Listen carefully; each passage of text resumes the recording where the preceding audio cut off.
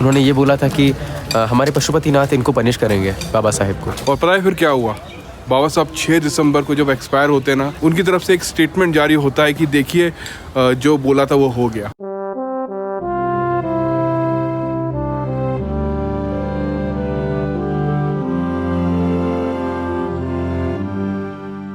बाबा साहेब का है ना एक फ़ोटो मैंने देखा था यहाँ आने से पहले, और वो एकमात्र फ़ोटो था जो नेपाल के काठमांडू शहर का था। और वहाँ पर बाबा साहब बुद्धिस्ट की चौथी कोई कॉन्फ्रेंस हो रही थी, उसमें आए थे, उनको इनवाइट किया गया था और उसमें उन्होंने एक भाषण दिया था। बहुत फेमस बुक को उन्होंने यहाँ पर भाषण के रूप में दिया था, उसका नाम था बुद्ध और कार्ल मार्क्स। और बाबा साहब इस प्रोग्राम को अटेंड करने के लिए, आपको पता है, 14 नवंबर को निकल गए थे। बाबा साहब जब भी है ना कुछ करते थे जो हमेशा 14 नवंबर 26 या 26, मतलब 14 नवंबर नहीं, 14 और 26 पापा के फेवरेट। हाँ, मतलब 14 और 26 से ही कुछ ना कुछ जुड़ा रहता था। हाँ। तो 14 नवंबर को जो है बाबा साहब पटना से उड़े थे और उनके साथ उनकी वाइफ और औरंगाबाद के जो प्रोफेसर थे, मिलिंद कॉलेज था, उसके जो प्रिंसिपल थे, चिटनिस वो थे। तो वो पूरा एक ग्रुप आया था और वो ग्रुप इसलिए आया था ताकि बाबा साहब का ख्याल रखा जा सके। और आपको पता है जब बाबा साहब यहाँ आ रहे थे ना, तो कुछ लाइनें ऐसी लिखी हुई थी वहाँ पर जिसे पढ़कर मेरे भी होश उड़ गए थे कि इतना एक बड़ा काम था किसी कॉन्फ्रेंस हॉल को, किसी कॉन्फ्रेंस में जाकर वहाँ पर स्पीच देना। और उस समय जब उनकी तबीयत बहुत ही ज़्यादा नाजुक थी, साथ ही साथ बाबा साहब अपना आखिरी काम कर रहे थे जिसका नाम था Buddha and his Dhamma, revolution और counter revolution in Asian India और बुद्ध और कार्ल मार्क्स। ये तीनों ही जो किताबें थीं, इनका जो मनुस्क्रिप्ट था वो अभी बचा था, पूरा नहीं हुआ था और उस पर भी काम चल रहा था लगातार। और एक खास घटना हुई काठमांडू में। काठमांडू में क्या हुआ था वो बताएगा आपको आशीष। क्या हुआ था आशीष? काठमांडू में अनाउंसमेंट होती है रेडियो पे कि भारत के संविधान निर्माता बोधिसत्व बाबा साहब डॉक्टर भीमराव अम्बेडकर काठमांडू आ रहे हैं और वो पशुपतिनाथ टेम्पल विजिट करेंगे। और ये सुनने के बाद जो यहाँ के लोग होते हैं, जो मंदिर के पुजारी होते हैं और यहाँ के और भी जो लोकल ठेकेदार, हाँ एग्जैक्टली, तो वो लोग क्या करते हैं, वो लोग यहाँ पर बोलते हैं कि हम बाबा साहेब को अंदर घुसने नहीं देंगे।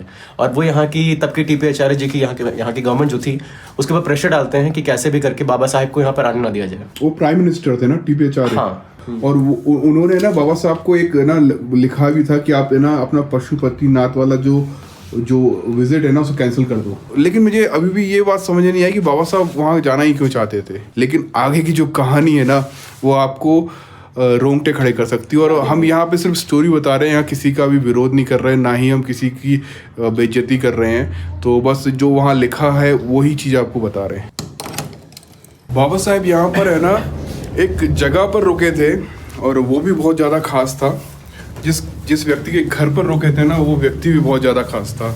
उनका घर का लोकेशन भी हम ढूंढ रहे हैं, वो भी नहीं मिल रहा है, ना गूगल मैप में ना कहीं पर है। वो आंटी को चाबी दे दे। अभी का तो पता नहीं मुझे, लेकिन जिस समय बाबा साहब यहाँ आए थे ना उस दौरान भी नेपाल में जातिवाद होता था। और ये भी वो पूरा डॉक्यूमेंट पढ़ने के बाद हमें समझ आया। बाबा साहब जो है ना वो इनके घर रुके थे, इनका नाम है धर्म रत्न यमी। और आपको पता है इन्होंने है ना जो नेपाल में जातिवाद हो रहा था ना उसके ऊपर उसका विरोध किया था। और उसके विरोध में इन्होंने क्या किया था पता है? इनका सरनेम था तुलाधार, उन्होंने वो चेंज करके यमी रखा था और उसका मतलब होता है इनहेबिटेंट। और बाबा साहब इन्हीं के घर पर रुके थे और इनके घर का नाम था यमी हाउस। और ये जो घर था ना वो 2015 के नेपाल के भूकंप पे टूट गया, लगभग 5 मंजिला घर था। खास बात क्या था पता है आपको? आप एक व्यक्ति का और नाम जानते होंगे, इससे पहले जो है ना महापंडित राहुल संस्कृत्यान जो थे ना वो रुके थे इनके घर पर। तो ये घर बहुत फेमस है, लेकिन मैंने बहुत कोशिश की कि मैं इसको गूगल मैप पे ट्रैक कर पाऊँ, लोगों से पूछूँ। ये घर भी बहुत फेमस है लेकिन फिर भी वो नहीं मिल रहा है। हम पूरी कोशिश कर रहे हैं। धर्म रत्न यमी जो है ना वो नेपाल के डिप्टी फॉरेस्ट मिनिस्टर भी रहे थे जब बाबा साहब यहाँ आए थे। उसके बाद वहाँ पे महापंडित राहुल संस्कृत्यान रुके थे, उसके बाद बाबा साहब रुके थे। लेकिन अफसोस 2015 का जो नेपाल का भूकंप था ना वो घर तहस नहस हो गया। हमने सोचा चलो हम आपको वो तहस नहस जगह ही दिखाते, वो भी नहीं मिल रहा है। भरा हुआ है जान दे। आगे हम जहाँ जा रहे हैं वो पशुपतिनाथ टेम्पल है। और उस समय ऐसा हुआ करता था कि वहाँ पे दलित की एंट्री नहीं थी। मतलब वहाँ बुद्धिस्ट जा सकते हैं, हिंदू जा सकते हैं, सिख जा सकते हैं, लेकिन सिर्फ दलित नहीं जा सकते थे। और इसी बात को लेके क्या बात चल रही थी वहाँ पर? जितने भी बुद्धिस्ट एक्टिविस्ट थे और बाबा साहेब के सपोर्टर्स थे, वो लोग ये कह रहे थे कि अब तो Baba Saheb he is no मोर दलित, यानी कि वो अब दलित नहीं है और अभी वो एक बुद्धिस्ट बन गया है। तो वहाँ के जो पुजारी थे, सो कॉल्ड धर्म के ठेकेदार, उन लोगों ने कहा वंस अ चमार ऑलवेज अ चमार। और यहाँ पर चमार वो कहते हैं साकरी।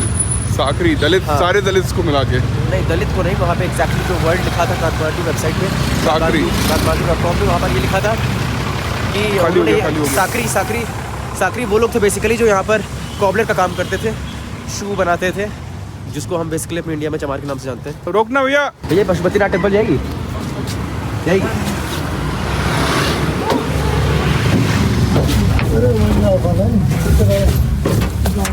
ये जो वो है यहाँ भी गड्ढे हैं और ये जो है वो नेपाली टेम्पो है। तो आशीष, कैसा लगा बजट बैग पैकिंग? तो मैं सोच रहा हूँ ना कि अब वापस से मैं पढ़ाई लिखाई करूँगा। पढ़ाई लिखाई आसान है? पढ़ाई लिखाई आसान है, नो डाउट। वर्ल्ड में सबसे आसान है पढ़ाई लिखाई, वही करूँगा। यहाँ मतलब इसमें तो ऐसा है कि जान भी जा सकती है। अरे 2 दिन पहले ऐसा फील हो रहा था ना दोनों लोगों को?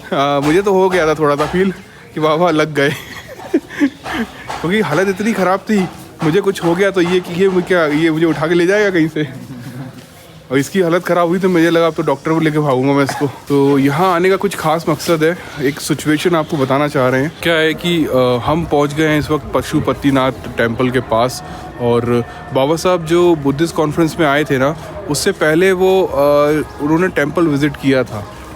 ऐसा उस पोस्ट में लिखा था। टेम्पल विजिट करने के लिए जब वो आ रहे थे, यहाँ पर लोगों की भीड़ थी, मतलब जो आपको ये दीवारें दिख रही हैं इसके अंदर लोग बाग थे और वहाँ से नारे लग रहे थे बहुत सारे बाबा साहब को वापस भेजने के, और अंदर से साइन बोर्ड भी लगा रखा था एक। हाँ, साइन बोर्ड में क्या लिखा था? Go back Simon, go back Ambedkar. मजाक मत कर यार, गो बैक अम्बेडकर। तो अंदर ऐसा बहुत कुछ लगा था, और यहाँ के जो मेन लोग थे, जो यहाँ के जो ट्रस्ट के लोग होंगे, उन्होंने एक लाइन खींच दी थी कि इसके अंदर अगर आते हैं, इस लाइन को अगर लक्ष्मण रेखा, उन्होंने बोला था ये लक्ष्मण रेखा, और इस लाइन को अगर बाबा साहेब क्रॉस करते हैं तो यहाँ पर हम लोग अटैक कर देंगे उनको। कुछ तो भी मतलब भयावह हो सकता था, और उसके बाद भी बाबा साहब आगे बढ़ते ही जा रहे थे। मैं अभी भी ये सोच रहा हूँ कि आए ही क्यों थे, मतलब क्या कारण था। और सामने जो है वो मेन गेट है, और वो शायद वो लाइन वहीं पर खींची गई होगी। आइए दिखाते हैं। उस ज़माने का मेन गेट हुआ करता था, और मुझे लगता है कि यहाँ बाहर जो है ना एक ऐसी लाइन खींचती थी।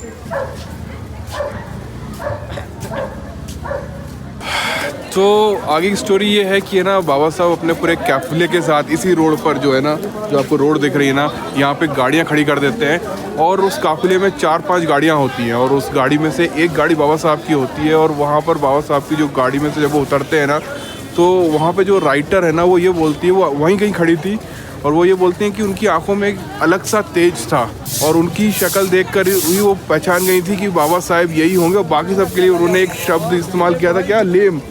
हाँ, नहीं, ग्रोन अप लैम्स। मुझसे उसका मतलब क्या होता है?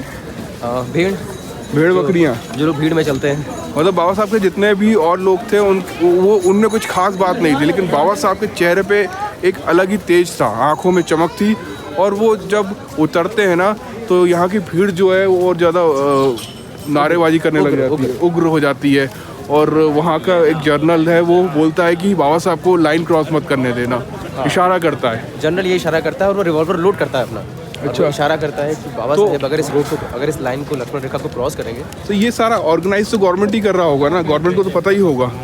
तो मुझे वो दंगे को ना होने के लिए वहाँ पे आए होंगे सारे फौजी।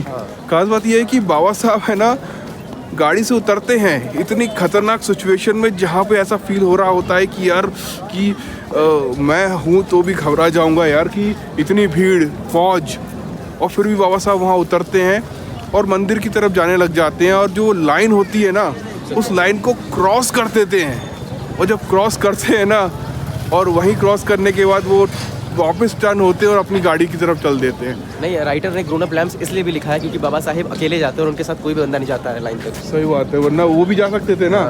मतलब बाकी लोग घबरा गए थे। बाबा साहब की ये बात है ना, एक अलग सी एनर्जी दे रही है। मतलब यहाँ बाबा साहब किसी का बेइज्जती नहीं करना चाहते थे, यहाँ पर बस वो ये दिखाना चाहते थे कि आपके डराने से मैं डरने वाला नहीं हूँ। मैंने जो बोला है वो मैं करूँगा। दिखाने गए थे कि एक दलित, एक साकरी नेपाल में साकरी बोलते हैं, शूमेकर्स, कॉबलर, चमार, साकरी। एक साकरी भी अब डरेगा नहीं। और मुझे लगता है इस एक्ट के बाद अब यहाँ पर ऐसा कुछ नहीं लगा था ना। हाँ, कि यहाँ पर ऐसा कुछ नहीं हुआ था। अब ये सिचुएशन हम 1956 की बता रहे हैं। हाँ। अभी की नहीं बता रहे हैं, सिर्फ ये स्टोरी उस समय की बता रहे हैं। तो अभी क्या सिचुएशन हमें नहीं पता है और ना ही हम उस बारे में बात करना चाहते हैं। बाबा साहब यहाँ आए थे इसलिए हम भी आए, और बाबा साहब के इस एक्ट के कारण मुझे लगता है कि बहुत सारे जितने भी साकरी लोग होंगे नेपाल के, उनके अंदर भी हिम्मत आई होगी आंदोलन करने की, एंटी कास्ट सोसाइटी डेवलप करने की। जिस तरह से भगत सिंह थे, उन्होंने अपनी जान दी, तब जाके लोगों के अंदर थोड़ी चेतना जागी और उनने अंग्रेज़ों के खिलाफ आंदोलन खड़ा कर दिया। तो ये एक बहुत अच्छा कदम था। मुझे लगता है इससे नेपाल के बहुत सारे लोगों को फ़ायदा हुआ होगा। इसी वजह से अभी भी इस चीज़ के बारे में बात की जाती है। क्या उन लोगों ने क्या बोला था? बाबा साहेब जब यहाँ से वापस जा रहे थे तो लोगों, यहाँ के जो पंडित पुजारी लोग थे, उन्होंने ये बोला था कि हमारे पशुपतिनाथ इनको पनिश करेंगे, बाबा साहेब को। और पता है फिर क्या हुआ? बाबा साहब 6 दिसंबर को जब एक्सपायर होते हैं ना, उनकी तरफ से एक स्टेटमेंट जारी होता है कि देखिए जो बोला था वो हो गया, बाबा साहब को सज़ा मिल गई। बाबा साहब बीमार थे इसलिए एक्सपायर हो गए थे। बाबा साहब ऑलरेडी बीमार थे, जब यहाँ पर आए तब भी बीमार चल रहे लोग थे। उनको एयरपोर्ट से सपोर्ट देकर लाए थे। अभी तक हमारा बस टिकट नहीं हो पाया और अभी नहीं हुआ तो बहुत प्रॉब्लम हो जाएगी। लेने गए थे बस टिकट और इनने दिलवा दिया प्लेन टिकट। बस के टिकट मिल नहीं रहे थे और ना हमें आगे के जितने भी हमारे प्लान थे ना, वो सारे टिकट ऑलरेडी बुक हो चुके थे। अगर हम प्लेन टिकट नहीं लेते तो हमारे वो सारे प्लान कैंसिल करने पड़ जाते और वो हमें बहुत महंगा पड़ जाता।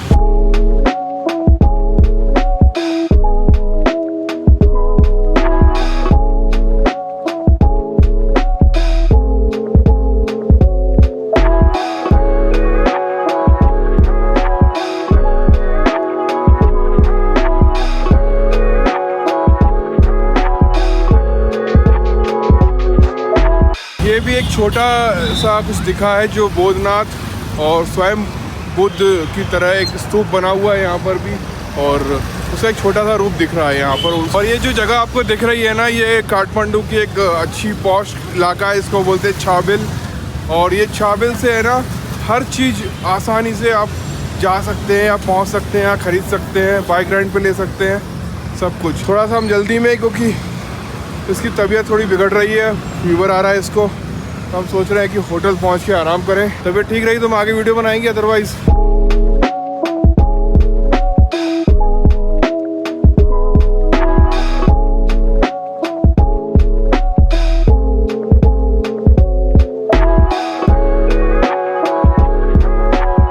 ये हमारे बैग रखे हुए हैं और होटल मालिक ने बेड जो है ना वो 3-3 अलग अलग कर दिए। चलो बढ़िया है, हम यही सोच रहे थे यहाँ सामान ना जाएगा हमारा। आज का दिन जो है ना बड़ा अजीब-गरीब रहा। एक तो उसकी तबीयत ख़राब हो गई, ऊपर से वो दो जगह वो अभी तक नहीं मिली हैं और अभी भी मैं सर्च कर रहा हूँ। अगर वो मिलती हैं तो फिर मैं अकेला निकलूँगा उस चीज़ को एक्सप्लोर करने के लिए। तुम आराम करोगे? तुम आराम करो, तबीयत नहीं सही लग रही है, फीवर सा लग रहा है। बाबा साहब जो है 1956 में काठमांडू आए थे और यहाँ पर उन्होंने एक भाषण दिया था बुद्ध और कार्ल मार्क्स के ऊपर। वो जो जगह थी वो स्टेट गैलरी हॉल था, बट हम बहुत टाइम से उसको, मतलब बहुत समय से, बहुत देर से लोगों से पूछ रहे हैं उसके बारे में, लेकिन ना गूगल मैप में उसके बारे में कोई डिटेल है और ना ही कहीं हमें मिल पा रहा है। अगर आप में से किसी को भी उस लोकेशन का गूगल मैप या लोकेशन के बारे में कुछ भी जानकारी है तो आप प्लीज़ मुझे बताएं।